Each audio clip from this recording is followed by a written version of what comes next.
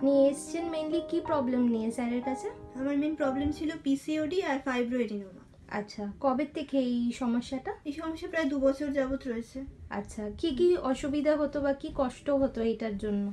ওভারিতে খুব পেইন হতো, আচ্ছা, সঙ্গে পিরিয়ডস ডিলে হতো, মেনস্ট্রুয়াল সাইকেলে প্রবলেম হচ্ছিল। এখন 40 দিন স্যারকে দেখিয়েছেন তো, 40 দিনের ওষুধ খেয়েছেন, কি মনে হচ্ছে, কেমন আছেন এখন আগে আগের থেকে অনেক ঠিক আছে। আপনার মেইন সমস্যাটা কি? মেন সমস্যা আমার হচ্ছে আমার কোনো ইস্যু নেই। আচ্ছা, এটাও হচ্ছেও না, অনেক ডাক্তার দেখিয়েছি, সেই জন্য আমি ওনার কাছে এসে এই ট্রিটমেন্টটা করানোর জন্য। আচ্ছা, স্যারের কাছে ট্রিটমেন্ট করে 80 দিনের ওষুধ খেয়ে কি মনে হচ্ছে, এখন কেমন আছেন? আগের তুলনায় একটু ভালো আছি। আচ্ছা।